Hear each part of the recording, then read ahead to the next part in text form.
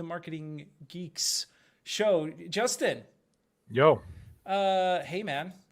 How's it going?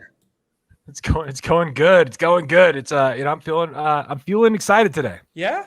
After with the world almost seems like it's ending, but you are excited. I love that. But I'm because as I mention almost every episode, I'm in the Netherlands, and you know what I miss? I miss being around like-minded people, like having some sort of mastermind of some sort. You know what I'm saying? Yeah, I know exactly what you're saying. And you know what? I'd like to learn how to create one of those things, one of those masterminds. You know anyone that can help us do that? You know what? Actually, I do. And Really? in fact, this may be one of the best moments of your life because our next guest will answer all of those questions and probably more that you didn't expect. So with that, ladies and gentlemen, welcome to the Marketing Geeks.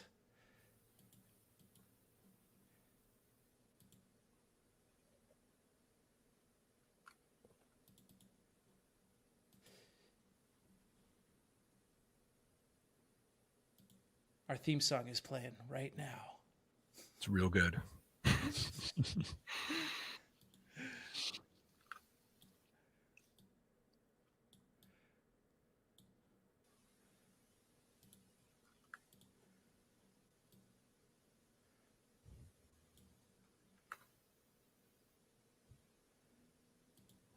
All right. We're back.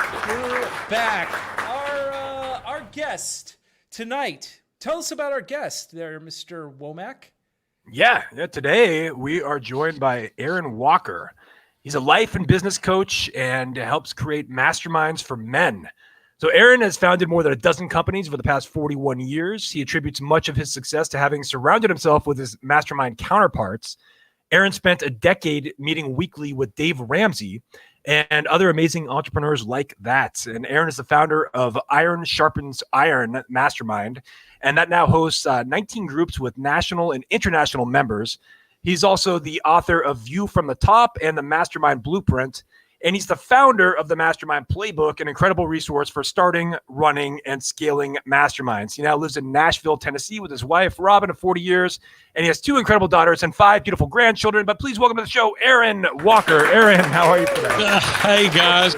Man, I'm finally glad to get an opportunity to be on the Marketing Geeks podcast. I'm in the presence of the most generous geeks on the planet. So you don't know that. Let's do this thing. If you I know. I follow you. I know exactly who you are, and I'm just privileged to be here today. And you still agreed to be on the show. That's amazing. I know. Justin twisted my arm and sent me $20, and so here I am. That's $20 is $20. That's $20 I spent. Yeah. Aaron, tell us for our listeners who don't know who you are, can you give us a kind of a rundown about who you are and what you do? Yeah, I appreciate that. Thank you, Andros. Native Nashvilleian. I've been here 60 years in Tennessee. I love it here. Started 14 businesses over the past 42 years.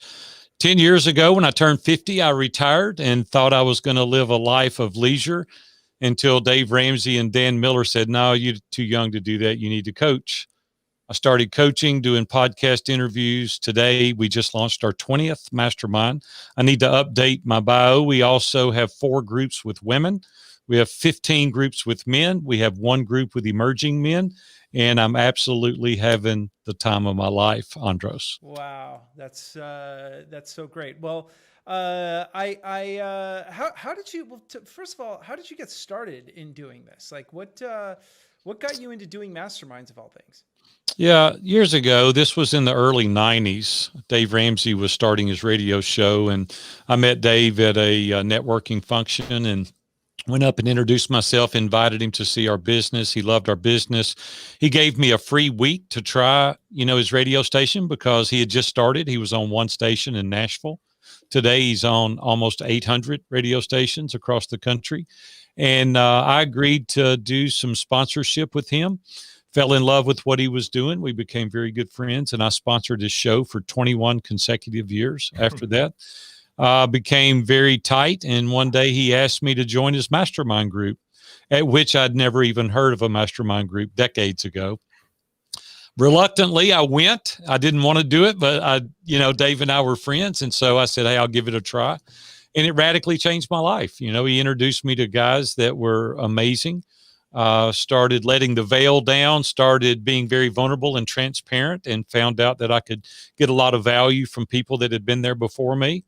And just started going weekly in Dave's conference room. So we met for about an hour and a half every week. And over 10 or 12 years, we met weekly, and we all grew our businesses simultaneously. And I'll have to say the vast majority of the success that I've had is a result of surrounding myself with unbiased, trusted advisors. So tell me a little bit about this mastermind community that you first got started with Dave Ramsey. Like, what kind of people did he attract into that group? And like, what kind of subjects were you covering? I mean, were you all kind of doing like hot seat coaching, talking about like what's going on with your businesses, the problems that you were having? Were there like topics being discussed? Tell me a little bit about like the model of how that ran. Yeah, good question. We did it in person then. The vast majority of masterminds today are run virtually, but at that time, this is decades ago, we met in person around Dave's conference room table, and they had just finished a Bible study. Dave is like I am. He's Christian by faith, and so he was involved in a Bible study with a couple of other guys, and they said, hey, we want to continue this process. We want to meet with guys on a regular basis. And so each person was tasked with bringing 3 people into the group. There were 3 of them originally. And so Dave invited me along with a couple of other guys and went into the group, not knowing anyone but Dave at the time. And we just started meeting, studying, reading books together. We would challenge one another, various topics. And then it became a little more formalized. After a year or two, we were called the Eagles. You've probably heard Dave reference the Eagles many times. And we would start leading. We would take turns leading the groups. And then periodically we would say, hey, I need some time. Robin and I are having a difficulty, or one of the other guys, their children. So one thing led to another, and guys would come in and say, I'm starting a new business, or I've got cash flow issues in this business. And, the things that we all deal with. I mean, there's things personally, professionally, and spiritually that we all deal with on a daily basis. And so it started adding so much value to each person. It was like, hey, I'm not going to miss this. So then we formalized it even further, and we signed an agreement that said, unless we're providentially hindered, we're going to be here. Like, unless we're on vacation or we're sick, we're committing to being here an hour and a half every Wednesday. So we met in Dave's office. We would go, we all had keys. So we'd go in early, get the coffee going, and we would hang out for an hour and a half. And we just developed friendships. We developed partnerships. There were many times that we would vacation together, and it just started out kind of fundamentally answering questions, and then it turned into lifelong friendships and relationships. What was your business when you started the mastermind group? Because it's evolved into this helping others create masterminds now, but what was it when you first got started? I've owned 14 businesses over the course of 42 years. And so at the time that I started this, I had retired. So this was 10 years ago. I was 50 years old, and I came to the meeting. I'd owned a construction company, and I'd retired from that. And Dan Miller, one of the guys, 48 Days to the Work You Love. Dan's got a huge following. He's in the group as well. And he said, what are you going to do now? And I said, nothing. I said, I'm going to retire. I'm going to buy a place on St. John down in the Caribbean, and I'm going to go down there and live a lot of the time. And he said, you're too young to do that. He said, besides, that's the most selfish thing I've ever heard you say. And I'm like, I started laughing. I said, I've been working since I was 8. Okay. I'm 50 now. It's time to quit. And he said, no, you're just now gaining the experience and the wisdom where you can coach and encourage and teach other people. And I didn't want any part of it, Justin, quite honestly. I said, listen, that's going to be hard work, and I don't want to do it. And he said, no, come to the sanctuary and do the coaching program that I offer. And Dave Ramsey said, yeah, come and do Entree Leadership Mastery. I'll gift it to you. And I said, well, that's a $10,000 gift. That's pretty cool. So I went and fell in love with it. And Dan Miller texted me one night on my way home from the sanctuary, and he said, hey, did you notice people leaning in, listening to your story? And I said, yeah, maybe I'm just a good storyteller. He said, no, Aaron. He said, you've been married at this time over 30 years, got 2 children, you've got grandchildren, you've had 12 successful companies at this time. You've got something to offer other people. So, Christian by faith, I told you that. I prayed about it, talked to my wife about it, agreed to do it, and started coaching, started doing podcast interviews, and our business just absolutely blew up. So I started coaching people all over the world, teaching them how to grow their business. How many of these businesses did you exit from, and how many of them did you did you keep, how many were running simultaneously at one time when you had this? I mean, you've been in so many different businesses. Yeah. A number of them are still running, and I exited. I'm a creator developer. I'm not a maintainer manager. And so when it gets up and it's lost its zeal, I like the art of the deal. I like to figure things out. So I'll start a business. I own one business 27 years, but there's other businesses that I'll start, get up and going, and then sell. A couple of them I closed. They were not successful. They didn't do well. And so I don't want to leave that out either. I don't want people to think, hey, he's got the Midas touch, everything he touches turns to gold. So some of them didn't work. So we pivoted and we exited those businesses. But I would say 3 or 4 of them are still up and going, and others that I sold that, they've merged with their companies, just various things. I mean, it'd take a long time to explain each one of those businesses. But at the time, I was retired. At the time, I was retired from the construction industry. Is there any driver that you've found? I mean, you've been on all these different mastermind groups. You've run several different types of businesses. Is there any driver to what makes a successful business versus a non-successful business? If you were going to point to maybe 1 or 2 things that you would like to share, just because you have this wealth of experience and you've been giving it back, I'm just curious what you would say to that. Well, first of all, let me go way back. I was raised in a very great home, but a very poor family. We lived in a 600 square foot house. There were 6 of us. My dad never made over $15,000 a year in his life. And so we didn't have anything. We later lost a house that my dad had bought for $6,500 when I was a kid. We lost it in bankruptcy. We had to move in with my cousin. So I know about being poor. And what I knew that I wanted to do was to make better of my life. And so I went to night school and summer school for 18 months. I was able to graduate the beginning of my junior year in high school. And so I didn't go to college. I wanted to work. So I started working. When I was 18, I approached 2 men that owned the 21st largest insurance agency in the world. And I said, why don't we take your money and my experience and we'll open a business? And they laughed. And they said, you're 18 years old. And I said, yeah, I know. And they started checking on me, found out that I was a pretty good guy. I was a decent student in school, and they agreed to do it. So I was 18 years old, and we went to the bank and signed a $150,000 loan to open our first business. And I didn't care because I didn't have anything for them to take. So yeah, I'll sign up. And they handed me a checkbook, had $150,000 in it. I was 18 years old, and I went and opened a business. And so it was we were in the pawn shop business. Okay. And we sold out to Cash America. They're a Fortune 500 when I was 27 years old. So I was able to retire when I was 27. I had bought numbers of stores over the course of a 9-year period, and they became very successful. I got married a year after my wife graduated from high school. So 2 weeks after she graduated, we got married, lived in a 550 square foot condo, and we poured all the money back into the business. We lived on $18,000 a year for 9 years, and I grew a business that a Fortune 500 wanted. And so sold it when I was 27, took a year and a half off, gained 50 pounds, got very bored. I was very depressed, getting in the bed in the middle of the day. My wife woke me up and she said, this is not what I signed up for. So I went back, bought the company I started with when I was 13 years old, and we grew it 4 times the size it was over a 10-year period. When I turned 40 years old is when my story really began. I had everything that you can imagine, tangibly speaking. We had vacation homes, we had beautiful house, Mercedes, we had all the stuff. And I don't want to underestimate stuff, Andros or Justin. I don't want to mislead your audience, because I hate it when people with money go, money's not important. I want to go, you're a liar. It's very important. Let's take it away from you and let's see how important it is. Mm-hmm. But I don't want to make it my God. I don't want to make it my sole focus, because when you do that, you quickly lose interest. Other people lose interest in you. August 1st, 2001, I was headed to the office and I ran over and killed a pedestrian that was crossing the street. And my life stopped forever that day. I mean, I don't even want to take you there, but it was a very traumatic experience. I didn't understand why. I couldn't handle the pressure. I sold my business. I took 5 years off. I didn't do anything. I traveled all over the world. I had psychiatrists, counselors, help. I had people circle me and help me. You don't run over and kill somebody and get over it. You know what I'm saying? Yeah. God just gives you the grace to learn how to deal with it. Now, were you going to church at this point? Were you? Oh, sure. Yeah. I've been a believer since I was 9 years old. Okay. Very active in church, very active in my faith. And quite honestly, that's one of the things that got me through this. Mm-hmm.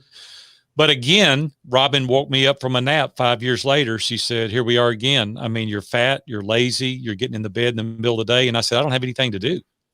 And she said, you gotta do something. I don't care what you do. Start another company, buy another company. I don't care what you do, but you got to get out of the house. So I bought a construction company, and we spent the next 6 years quadrupling it, coming number one in Middle Tennessee, 3 consecutive years. And then I turned 50 10 years ago. I retired, and I've dedicated my life to giving back. I want to help people. And I don't want to say I'm this monk or this guy that's just, it's not that. We're making plenty of money. It's not that. But the attitude, to answer your question, that's a long way around answering your question. But to answer your question, it's learning to be a giver. And the more I teach, the more I share, the more I give back, the more I build relationships, the more I give perspective, the more I help people, it just comes back in spades. There's a natural reciprocity that comes back in spades when you look outward instead of inward. Yeah, that's for sure. And so when that happened to you, was as a man of faith, I'm sure the question that probably kept bouncing around in your head is, why God? Like what is the meaning of this? Why did this happen? What's the lesson here? So what did you pull away from all of that, if you're okay to share that? Yeah, sure. No, absolutely. I'm an open book. I'll share anything. Right. But absolutely. You asked that question, but the actuality of it is the reason that happened is because the gentleman was 77 years old and he couldn't see good and he didn't see me coming and he stepped out in front of me. That's the bottom line. It wasn't like a curse from God or a penalty. It wasn't any of that. Not even that, but maybe there's a lesson to be learned. Well, I never think that there's anything bad like that. Sure. Well, let me tell you what the lesson was. What I discovered at that moment doing self-discovery, and if you've ever been in a horrific accident or something traumatic, you always ask those questions. There's always an introspection. You always look in. And what I discovered is if that had been me that day that had gotten killed at 40 years old, what would my legacy have been? Let me tell you what it would have been. Poor kid from Nashville, Tennessee, makes enough money to retire at age 27 and nobody cares. That's what my legacy would have been. And I'm like, I don't want my legacy to be that. I want my legacy to be Justin and Andros's life is better as a result of having known me. These guys have got connections, encouragement. They've been edified. Their life is better because they've been around Aaron. That's what I wanted my legacy to be. And I said, you know what? Nobody cared that I had a big house on the hill. Nobody cared I had a beach house. Nobody cared I drove a Mercedes. Nobody cared about any of that. The only thing people cared about is how their life is impacted and affected as a result of knowing me. And I said, I'm going to turn my focus outward. You know what's happened as a result of that? I've discovered I had great success, but no significance. And what I'm teaching people to do today is, listen, I can teach you how to make money. I know how to make money, but I also know how to be significant in the lives of other people. You can do those things simultaneously. Mm-hmm. And so today, we're much greater influencers in the significance piece because we help people do that, but I'm twice as successful financially. Isn't it amazing how that happens when you get it in the right order? And so today people would say, hey, my life is different because I've been in this guy's mastermind. My life is different because he's coached me to understand values. He understands core values and he understands his mission. He knows why he's here and he's aiding in the benefit of other people. And that's when we really shine. When we offer ourselves to the higher value of other people, your purpose then is revealed. Yeah, there's no greater thing than serving, and that's definitely one of the tenets of Christ is the whole purpose of being a servant to your fellow man in a way that you can give as much as you can give. And it's a shame that more people don't seem to follow that, especially these days. Let me tell you what happens, though, Andros, because you're posing some good questions. And to Justin's question earlier, what are some of the things that you would do? First of all, you've got to be authentic. People see when you're blowing smoke up their hind end a mile away. They know when there's an underlying motive. So first of all, you've got to be interested in the benefit of other people for their benefit, not for yours. The second thing that you've got to do is build relationships intentionally. This COVID thing has put us in isolation, and isolation is the enemy to excellence. If we want to excel in our lives, we've got to be in community. No one is successful when they're just in autonomy, right? It's just, you can't be successful alone. And so we teach people to get into community. Well, when you have a servant's mentality, when you're looking outward, other people want to be with you. They see you're bringing the light. They see the encouragement. They feel the edification. They know that you're in their corner. And all people care about is listening to you if they know how much you care about them. And so I think that we've got to get the steps in the proper order. And success is not hard. Start trying to add value. Stop trying to make the sale. And the more value that I add, the sales happen naturally. It's just a byproduct. Rabbi Daniel Lapin is a friend of mine. He wrote Thou Shalt Prosper. And that book talks about the certificates of appreciation that we're giving have dead presidents' pictures on them. They're called Benjamin Franklin's, and they give you these for a job well done. That will come if you will do a job well done. Yeah, and I just want to say that, like, you talk about the discovery kind of like exploring your legacy. And for me, I'm just going to share this really briefly, but 6 years ago, I was in a major car accident where I ended up in the ICU for 2 months and very close to die. I had a priest come bless me in the hospital. I mean, it got as bad as it could get. And I have lingering effects from what I endured to this day, but I've made a very dramatic recovery. But the thing that I remember is being in an ICU bed where I was bedridden for 2 months, was, being served a nice piece of humble pie, but also kind of like at that point, it just was all about the relationships and like who was visiting. And like, that's what kept me going. And my girlfriend at the time, who's now my wife, and having those people, there to support. And as I've kind of come out of this, that was what kind of triggered me to go entrepreneurial instead of following like a corporate trajectory, which I had been doing my whole life before that. But what I discovered is what you're saying about is kind of like, as I built my own business, like my first big clients were people that I was first a client of theirs, or I volunteer, and I volunteered for, spent a lot of time developing relationships and giving before ever asking. And I've just kind of discovered over and over and over again that everything is relationship based, especially for like the bigger clients and things like that. Like if you want to kind of develop, in my experience, it's been relationships first, value first, and then I also get a lot out of teaching other people, and I tend to learn things at a deeper level as I teach too. So it's like from a selfish standpoint, not only do you get to help other people, but you're also absorbing information on like a cellular level that you don't do when you're just reading a book or something along those lines. So I just wanted to share that just because it kind of fits with what you've described there. And it's just been an experience that I continue to have. But yeah, that's Justin, would you mind if I teach just for about 2 minutes, if you don't mind? I want to teach yours, my friend. I want to teach a couple of practical tips that people take for granted that work marvelously. And I've done this my entire career. Little things, and I just did it just 5 minutes before I got on this interview.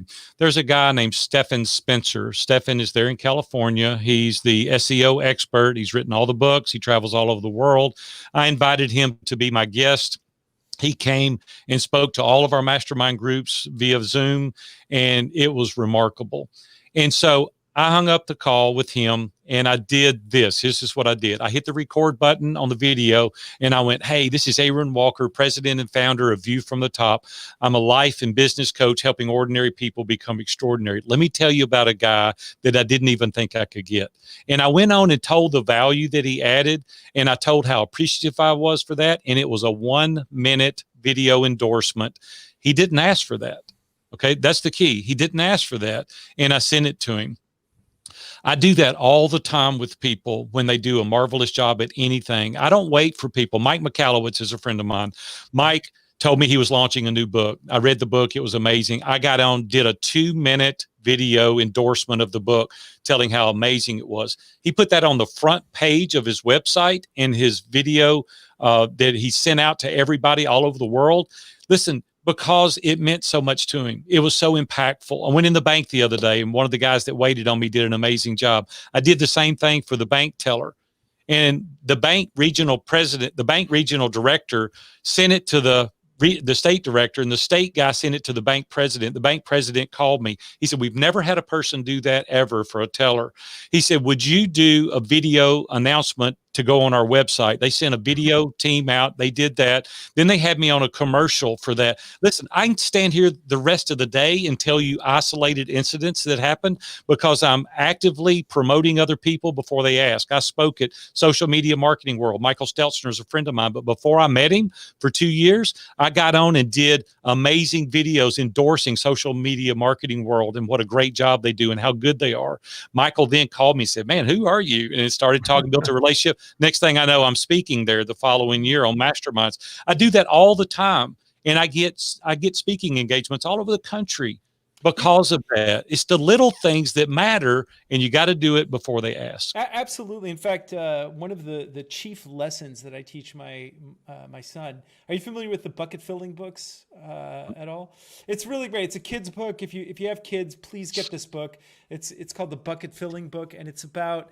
Basically, it talks about how everybody has a bucket that they carry around, and you can fill that bucket just by doing something nice or complimenting someone or smiling or saying hello. You can fill someone's bucket. And but there's a lot of people that also are bucket dippers, and they can take what's in your bucket out of your bucket. So if you really want to make the world a better place, then fill people's buckets. And so it's a nice little tool because my son who just turned 6, when he was 3, he got this. It was like, hey man, what you did, that didn't fill my bucket. Or man, you just totally filled my bucket by doing that. Yeah. And they get it. And so now he knows like his job is to fill people's buckets, and boy, he does. And it's amazing how many people do not get that simple lesson. 2 more I want to teach because I think it'll be helpful. These are practical tips. People say, hey, what can I take away and go do? I just gave you one. Here's the second one. Andros, let's just hypothetically say we've been friends a long time, and I pick up the phone and I'll call you. Andros, how's it going? Going good. How's your wife? Good. Your kids? Good. Hey, by the way, while I've got you, would you introduce me to Justin with the Marketing Geeks podcast? Now you're like, okay, that's why he called me, right? He wanted me to introduce him to Justin. Every day I call people, and here's how it goes. Justin, how's it going? How's your wife? I know you've been married 6 years. You just had an anniversary. How's the Marketing Geeks podcast going? It's going good. Hey, what can I do for you? It's like, what? Like how can I help you? Who do you need to meet? What introduction do you need? What resource do you need? Is there anything that I can do? Can I promote you? Is there anything you're like, what are you saying, Big A? Like I want to help you. And you go, dude, thank you. And, here's what you could do for me, to hang up the phone. I don't ask for anything. I'm like here to serve you. Now, Justin's thinking he really cared about me. Like he wasn't calling to borrow my chainsaw. Like he was like interested in me. It makes an indelible impression. The other thing that I do is I walk all the time. And I'm on the Greenway, the Station Camp Greenway, and I'll carry my phone and I'll just hit record. I'll throw it up, do a video. Hey, Andros, thank you for having me on the Marketing Geeks podcast. I want to tell you, you guys made me feel comfortable. I felt warm and invited. I feel like maybe that I added some value, but if there's any way that I can ever serve you better, hey man, reach out, and I'll text it to your phone. I won't email it to you. I'll text it to your phone. Everybody looks at their text, right? And they usually look at their text immediately. I didn't ask you for anything. I was complimenting your show. I was encouraging you. And it took me 15 seconds while I'm walking anyway. We do that stuff all day long, every day, year after year. And that's how we've built 14 successful companies. Yeah, that's amazing, amazing advice. And in fact, just recently, when people start replying to me, like asking me questions on like LinkedIn, I'm starting to reply to them with video. It definitely feels more personal, and it feels like you're really because I do think that the day and age of like the copy paste mass that's, email yeah, marketing. That's done. over. That's over. Human connection. People are starving for. I got one more. Authenticity, yeah. I got one more, and then Yeah, I'm done. please. So I've got dozens of these, but I only wanted to share 3 or 4, and I don't want it to be all about me. It is all about you. But these things work. Listen, guys, they work. Everybody in our social media gets a birthday message customized to them, private message sent to each person. We have tens of thousands of people. They all get that. All right, the last one. Let their story be their story. Let me explain what I mean. People all the time will come up to you and say, hey, let me tell you about this. Let me tell you about this awesome place that I live, or this place that I went on vacation. Oh yeah, man, I love Hawaii. That's a beautiful place. And when Robin and I was there, we went to Jermaine's Luau and it was amazing. Well, what you just did is you just cut their legs out from under them. A guy came up to me recently, a friend of mine, and I said, hey, let me show you a deer that Owen, my grandson, killed in my backyard. He looked at the picture, immediately got his phone out, and he said, let me show you this picture my grandson killed. Like, all of a sudden, it didn't matter about my grandson, right? It wasn't important. What was important is that he matched or one-upped me. Right? Let their story be their story. Here's how it should have gone when I showed him the picture. Hey, Big A, where did he kill it? How big was it? Did he shoot it with a bow or a gun? Was he excited? Was this his first deer? How old is he? Where was he at when he killed it? See, now I'm like, man, he's interested in what I'm saying. The other way, we're so quick to offer. You see these Facebook messages all the time of your 3 little girls and how cute they are. Oh yeah, look at my little girls. Here's what happens in post your picture. What you've just done is totally told that person what they're sharing is not important. Yeah. What do you attribute that to? Is that like significance? Is that like significance building? Like we all want to feel significant.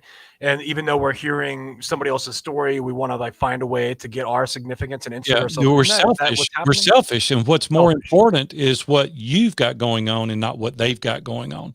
And the more you ask the questions about what they're doing, you've just now forged a relationship. The other way, they're like, I'll never tell you when my grandson killed another deer. The relationship is done because all you're going to do is brag on your grandson. You've been there before. You've done it before. Listen, I don't even care if you've been there before. Just listen to my story. Robin and I had a good time in Hawaii. I want you to go, how was it? How was the weather? Where did you go? What did you eat? How long did you stay? Not that you've been there. Not that, you've been there 20 years before me, because what you just said is now I've got nothing exciting to share with you, right? You've got to let other people's story be their story. Yeah. And it's so how does somebody get started with changing the mindset of maybe being a self-centered person or having a propensity for selfish behavior, and also like having like a scarcity mindset? Because like a lot of things you're talking about giving value first. I think some people have like that scarcity mindset where they're worried that if they give value to somebody else that they're not going to get the value back. That's so wrong. And so how would you coach somebody to like, what practices? Is it like meditation? Is it prayer? Like what does it take? Numbers of things. Numbers of things. Change? Yeah. First of all, we're operating in an industry that has 7 billion people on the planet. Okay. We have a few hundred in our mastermind group. I can get that many on my front porch. Okay. So it's not a scarcity of people. The scarcity is in the abundance mindset and sharing. And I'll give you a prime example. When I owned the construction company, we started Custom Builder Association with the top 10 builders in Middle Tennessee that were invitation only to be in this group. We were competitors. Like, people would want to build multi-million-dollar houses. These are the people that were bidding to build the houses. We get them together and we're going to form an association with those people. People are like, you're crazy. Well, let me tell you how crazy I am. So in this group, we would meet the 4th Thursday in every month, and we would share best practices. We would start buying collectively. And when you buy collectively, you get a better price, which makes you more competitive. Then we would build homes that were model homes, show homes, and we would sell tickets for charitable organizations and raise thousands of dollars. More people would come because it was for charity, which allowed us to sell more houses.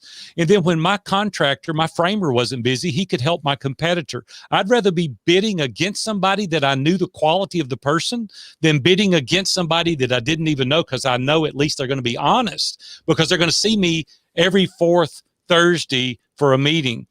The last year I was in the construction business, those 10 builders, we did $115 million in business. Everybody's business in the group grew as a result of us helping, giving tips, giving best business practices, meeting with each other, doing the charitable fundraisers for these houses. And we became friends. And later we started traveling together. These were competitors at first. Don't ever show your cards. That's what people think. When you share the secret sauce, then that is a lie. That is not true.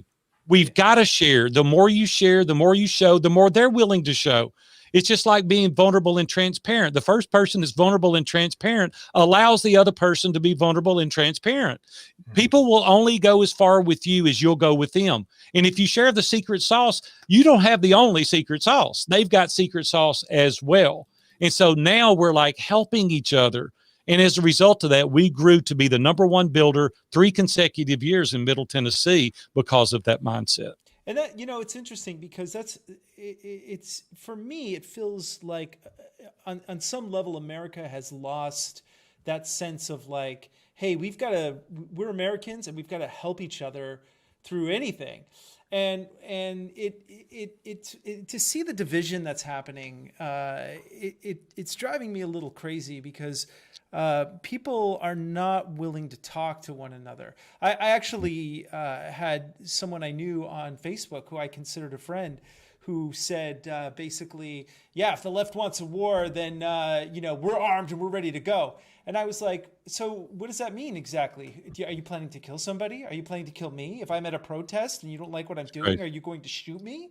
Yeah. I mean, it's bananas. And the thing that I really love about the Netherlands, I'm actually going through the process to get citizenship here, but they're giving me classes about the 4 tenets of being Dutch, and one of them is looking out for your fellow citizens, being part of the community. It's part of the tenets of being Dutch. So how can we in this time, which it looks like we are heading for a major conflict of some sort in the States, we are. How, and you have to take a side. You have to take a side now. It's come down to that. But feels like it. How do we move past that to be considerate and stop the energy of the psychopaths that seem to be running everything? Yeah. Well, let me say a couple of things. First of all, if you haven't watched The Social Dilemma on Netflix, you need to watch The Social Dilemma because we're polarizing 2 sides. It's very contrived. It's very intentional, and it's dividing our country. I personally have lost a good friend to that as well. I do take a little bit of a different approach. I don't think necessarily you have to take a side. I think that you've got to have the convictions to be willing to stand alone. And so for me, as a Christ follower, I have core values, and I'm going to stand on those core values regardless of the position on either side. And it takes a lot of stamina and courage and willpower, grit and determination and perseverance to take a position. So for me, I don't necessarily need the accolades and I don't need the affirmations from other people. Now, I don't want to go teaching a Sunday school lesson here, but for me, God's inerrant word, the Bible, is my is my guidebook. That's where I stand, regardless of who believes it or doesn't believe it. I have an audience of one that I've got to take a stand for. His name is Jesus Christ. So there again, I don't want to be too spiritual on this, but I'm telling you, this interview is about me, so I'm telling you who I am. So that's for me. And so I think that as long as we take that position, in the end, we're going to win. I've read the book, and I know the last chapter, and I know we win ultimately. It may not give that appearance here in the flesh, carnally speaking, but in the end, we win. And so for me, that gives me a lot of confidence and a lot of trust. It's not putting my confidence and faith in things that are tangible, that moth and rust can destroy, but it's putting my confidence in faith in something that's going to be eternal. Well, there's a couple of the major problem that I'm having, and what you're saying is at its core is fantastic. However, I feel that part of the problem is that there are many, many, many people who are taking advantage of hiding behind that label, saying, well, I'm a Christian man, I go to church, or I'm a Christian woman, I go to church. But their actions, especially when they seem to... They're wrong. They're, not only are they wrong, they're I dare I say satanic. It's exactly... Yeah, it's not a faith, it's not a denomination, it's about a relationship. Right. And see, people hide behind that veil of Christianity, and you're like, some of the people have screwed me the worst that have professed to be that's not the people I'm talking about. I don't even like denominations. People talk about denominations, and I'm like, no, it's about a personal walk. It's about a personal relationship. That's what I'm interested in. And I and totally it's agree. Real. It's real people. Yeah, and I feel that, I mean, I'm not a follower of the church. I respect the core teachings specifically. I'm not a follower of the church. I'm a follower of Christ. So there's a big difference. There you go. And what I find is that there is a spiritual bankruptcy. Especially in the States. And I don't want to bash the country. It's still my country, and I love that country, but I'm very disappointed. I'm very disappointed too. And we're recording this in the midst of an election, and it was the biggest embarrassment in our country's history. The debate that we had last night. And so like these two guys out of there's 350 like, million people in America. This is all we've got. And I'm like, I think I might run. I'm going to sign myself in as a write-in, but it's like, you got to be kidding me. It was an embarrassment. So I'm with you, Andros, completely. I'm with you 100%. But the only thing that I can do, let me just say this, is I can only be an influence to the people that are in my sphere, right? Yeah. That's where you've got to start. And it starts at home. It starts at home with your children. And if we're not being an influence and we're not directing and guiding there, and then it goes out from there, the community, your peers, your colleagues, the people in your workplace. Like, the other thing is people are afraid of conflict. And here's the thing. You can only have influence directly proportional to the level of conflict that you're willing to endure. Mm-hmm. Because if you're not willing to have conflict, you can have no influence on anyone. And if you think about the greatest leaders in the world, there was a faction of people that hated them. And the reason they hated them is because they took a position. People today want to straddle the fence. They want to be lukewarm. They don't want to take a position. And so therefore there's no leaders. There's no people for them to follow. And so you've got to take a position. And I'm totally good with conflict. I don't look for it, but I sure don't run from it. And I'm going to take a position, and I'm going to influence the people that I can. And that's basically all we can do. And now we are getting toward the end here, and there's a few things I still want to cover on the show. So this is like kind of changing the subject. Andros, you want to wrap this up maybe with like one more? I do want to segue into that, and so because my question is two parts. Because how is the work you're doing right now doing that thing? But I actually want to touch on one thing specifically, and that is you're running it looks like the biggest project that you're running has to do with helping men in general. Well, no, it's men or women. They're both. We have groups for both. But the question I have is this: there was a fabulous book called Magician, Warrior, Lover, King, and it's basically, the premise is that men in our day and age don't go through any sort of ritual. In the old days, they would like have to kill a bear, or there's like some rite of passage. Right. Sure. And a lot of men don't now. No, and so there's a lot of little boys walking around in grown men's bodies having no idea. Yeah, they're kids. How to be men, right? Right. And now you've got these groups that have found their way through like white supremacy and like racism, and so how would you guide? How are you using your tool set to help men in particular? Yeah. And what's the grander scope of what you're trying to achieve? Yeah, I appreciate that. First of all, I'm going to touch a nerve here, because you've touched a nerve that is one of the catalysts for the reason I'm doing this. Men are not being men today. They're not standing up and leading their families. Women are starving to death for men to lead them. And women are reaching out today because they're crying out for help. They're crying out for people to be in their corner, because lazy men are too sorry. They're sitting on the couch playing video games, not focusing on the right things to lead their family. And I'm sick of that. And so my dad taught me, hey, if you're going to be a man, stand up and act like one. And so that's what I've been doing since I was 13 years old, started my first business at 18. I get so tired of hearing excuses. We have our core values. Relationships matter most. That's our number one core value. Make things amazing. That's our second core value. No excuses. That's our third core value. Everything is figure outable. That's our fourth core value.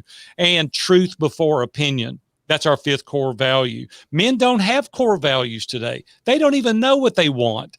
They have no idea what the tomorrow holds. They just want bigger, better, shinier, and faster. They have no concept of living a life proactive. They're living reactive. It is time that we're standing up, living our life proactive. We're doing an exercise called Come As You Will Be in 2023, where you have to decide in 5 key areas of your life what you want. And we help you over a 36-month period accomplish that. One of them is standing up in personal development and being the man that you were called to be. And we just help you do that. We help you identify that. People don't have clarity today.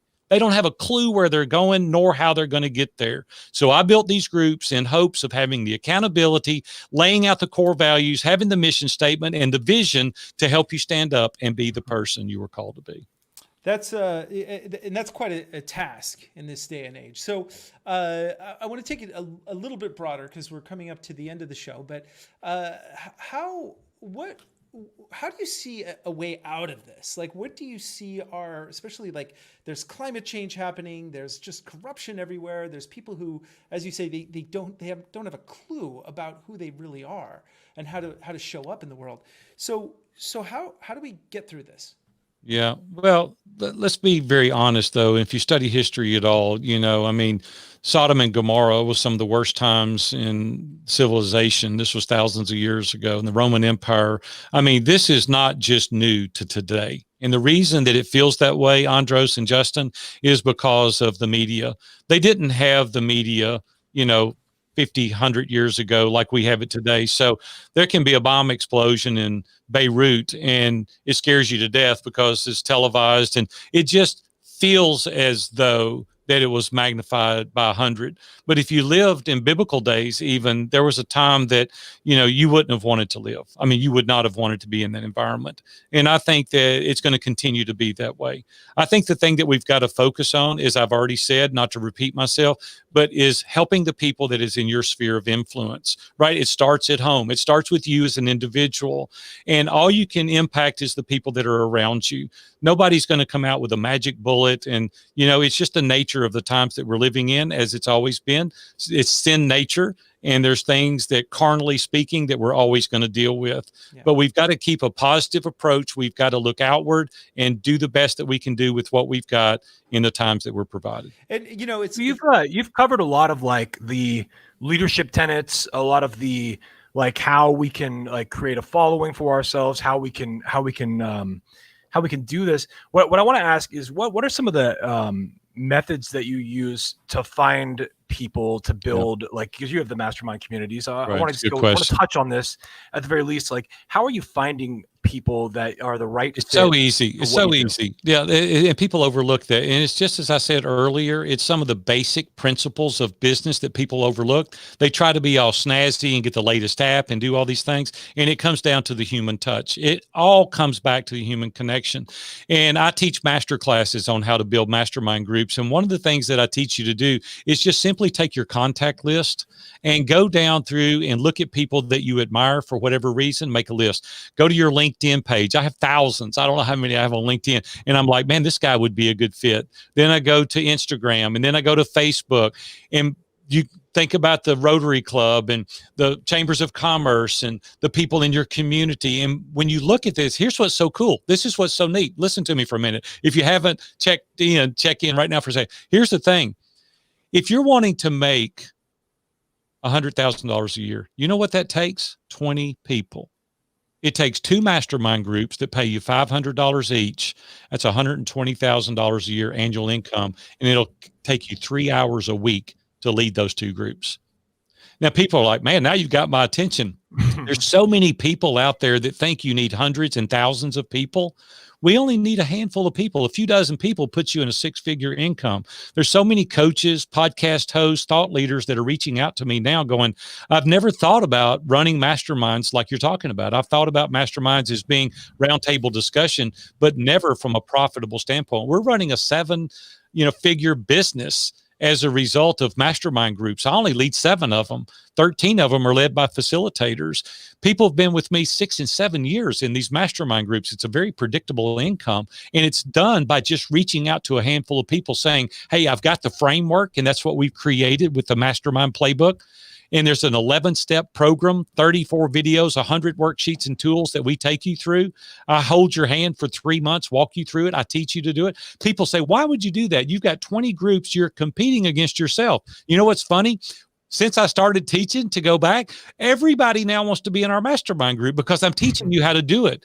And then they invite their friends to be in our group. So we're growing at an exponential rate. And I'm teaching other people to do it that are making high 6-figure incomes from leading these mastermind groups. See, the biggest myth that people have, they say, Big A, I'm not you, and I haven't had 14 businesses. No, but we've got the framework. That's what you need. You don't need the answer to all the questions. You need the framework to know how to run the groups. The magic is in the involvement of all participants. It's not group coaching. That's what people can't get by. And once we show them that, they understand quickly, oh, I've got 3 people right now that comes to mind. They start going through this process that I just laid out, and you're like, I could fill up 3 or 4 groups with people like that. How does somebody, how do you get that? Where can I find that? Yeah, the easiest way is to go to themastermindplaybook.com. Is the easiest place. Yep, themastermindplaybook.com. The other way is contact me personally. Tell me that you heard me on this show, and that's at viewfromthetop.com. And I'm happy to help you. My phone number's online. People say, are you kidding? No, I want to talk to you. I want to help you. I want to train people to do this. And we've got people literally all over the world, Andros, that we're teaching to do this, and it's working amazing for them. So you have some counterintuitive ideas, like give all the stuff away and it comes back to you, reciprocity. And I've witnessed this with my own eyes in life, and I agree with you, but it is counterintuitive from a logical standpoint, I think, for a lot of people anyway. Yeah. But one of the things you mentioned finding those 1,000 people that are like your ideal, like dream list or whatever. Your avatar. Your avatar. Yep. So what's an example of an outreach on them? Is this something like where you just go to their website? LinkedIn. Let me give you here. I'm going to give you away all of our strategies. Okay. So here's what you do. You get a lead magnet, and we have one called What Do I Want? It's a document that's been downloaded tens of thousands of times, and I give it away. It's about a 25 or 30 question document that really dives deep into what you want. And what I do is I get on LinkedIn and I'll write a little message to a person that says, hey, Justin, this is something that we use in our mastermind group right now. It's added a lot of value, and I thought it would be beneficial maybe for you. And I'll give you the link. We document that in a Google Drive. You know, we'll document that Justin received this and Andros received this. A couple of weeks, we'll reach back out and we'll go, hey, I hope that was beneficial to you. We've got another one called the spouse survey, things that you really want your spouse to know, but you're scared to tell. And we'll give that document out. And then a couple of weeks, we'll go back again and we'll say, hey, we've got an assessment for you personally, and hopefully it'll help. And a lot of people will go, unsubscribe, don't send me another thing. But some people will go, this is really good stuff. I mean, like, these work and these are helpful. Tell me more about your business. Oh, okay. So we have a mastermind, and we do this kind of stuff every single day online. And no arm twisting. I mean, if you're interested, it's a great thing. If not, because we don't pressure anybody. And then it's knocking on their door. See, that's all these documents are. It's just knocking on the door and somebody answers. We do the same thing on other platforms as well. It's all about giving. We give this stuff away by the bucketfuls, right? We give away 95% of our content to help you. And then you go, I got to have more of this. Same way with the master classes that we do, $297 for this master class. We give away $2,000 worth of information for $297, and people go, I want to buy the playbook. Like this is so much unbelievable information that you've given me. I got to have more. And see, it's that constant giving away. And then people go, man, do you know Big A? Everybody calls me Big A. You know Big A? No, this dude is filling me up. And then it's just the word of mouth at that point. So you get this momentum going, and then you build this critical mass, and then all the people that you serve are your best salespeople. Now, it's not easy. It's a lot of work. It's hard, dadgum work. I mean, I do it all the time, sharing, giving, helping, and then people go, hey, I want more of this. I always find it funny because we've interviewed a lot of experts on the show. We've done this quite a bit now, and the vast majority of the most successful people we have on the show will all kind of like, when we talk about like, how do you get started? How do you find your people? It's always like the boring, like cold outreach. I do the work. I spend the time to do it manually. I'm not leveraging the fancy automation tools. And it's just funny because everybody's chasing the automation tools, They're especially sick of that. Don't need People are sick of that. People are sick. They want real people are starving to death for authenticity. Absolutely. Sure. Well, we're coming up to the end of the show. I mean, we could definitely go on for Andros, when does this show end? That's the third time in a half hour you said. Just tell them we're going to talk another half hour and cancel whatever else they got going on because we're going to add value. I'm just messing with you, buddy. I would love. Actually, we would love to have you back on. Well, okay, I'll do it. So because I could definitely go for another hour, but for the sake of our listeners, we like to keep it fairly tight. But that said, so we will put links to where people can find everything down below. Where else can we find you? Yeah, the easiest are those two places, the mastermindplaybook.com and viewfromthetop.com. I'll get really personal here. Send me an email personally, Aaron, Aaron, at viewfromthetop.com. Okay, cool, man. Well, thank you so much for that. So before we go, we always like to find out what our guests are into. So we do the lightning geek round. So we want to find out what are you most geeky about right at this moment? Hobby, TV show, book, anything not related to work, just something kind of that you love doing that's not really connected to any of this.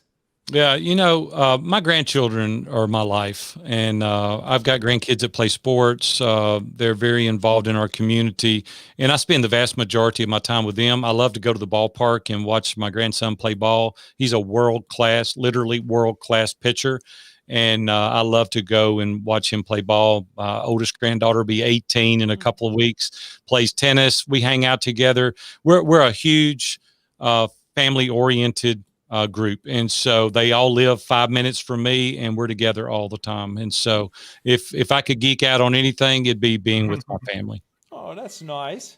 That's nice. Justin, what are you geeky about?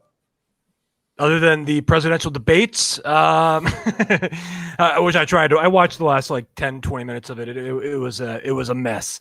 I think we mentioned. I watched all of it. 90 you minutes. You watched the whole thing. You made it. Thing. You made it. You're one of the few. I made it. I had to see what was going on. I'd rather watch myself get hit with a hammer. I know. It was tough. I mean, we did mention this thing in the prior episode too, but I just watched The Social Dilemma within the last week, I think, and we mentioned that earlier in this episode as well. And I think that raises a lot of interesting questions, and I highly encourage anyone that hasn't seen it. It's on Netflix. It's called The Social Dilemma, to check it out, because I mean, it just shows you how we are being manipulated and put into echo chambers. We think that everybody shares our opinions because that's what we're constantly seeing and being shown. We're not being shown alternate viewpoints, and it's kind of creating a psychological dilemma as well. So it's definitely worth checking out. It provokes questions. It's the fourth most watched Netflix ever. Good. Wow. Everyone needs to watch. I mean, the thing that is interesting about that, and they didn't get into this, but it's like the same algorithms that push people apart. You could just reverse that algorithm and be like, wow, I want to come together with people. I want to and that's why I believe that. But money, Andros. But money. But yeah. That's why Mark Zuckerberg is an evil alien from outer space. Well, and what's wild about this is I've been kind of getting down on Facebook on this show, and they suddenly were like, hey, you need to change your password, and then they locked me out, and I'm locked out of my Facebook account, and I'm okay with that. I'm very okay with that.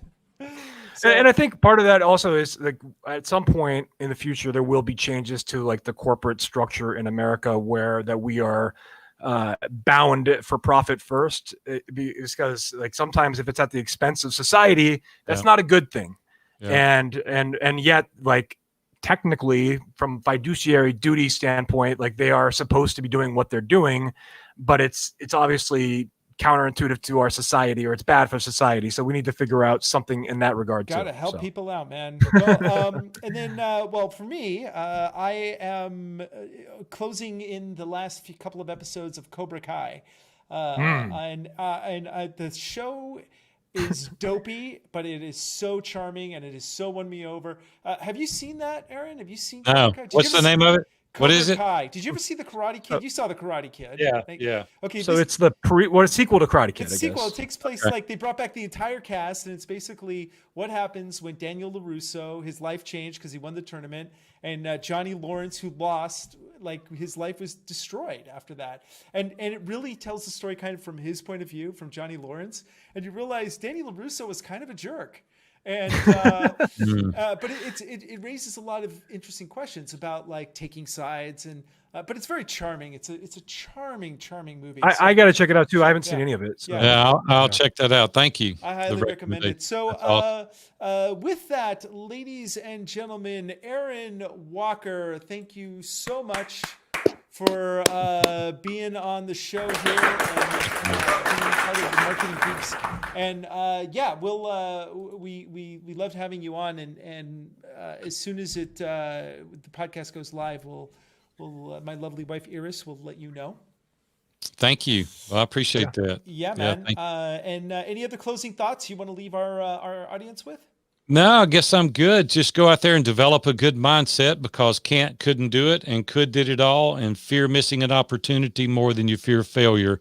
You too can have a successful and significant life. I love it. I love it. Aaron Walker, everybody, thank you so much. All right, man. Thank you. And we'll stop here. But have a good rest of your day. And I really appreciate you. Being that was a fun conversation. Show. Yeah. Well, I enjoyed it. Thank you. I hope it's what you were needing and wanting, and I hope I didn't butcher your show. So no, it was good. It was really good. It was really good. And we often like to go down tangents and things like that. And I loved it. And it's worth, we know I try to bring it back a little bit, but really what people need are those tenets that you taught, like what you taught there. I mean, that's business, and whether they recognize it or not is on them. Right. But I mean, that is what they need. So how can I help you guys? What do you need? Oh man. You know what?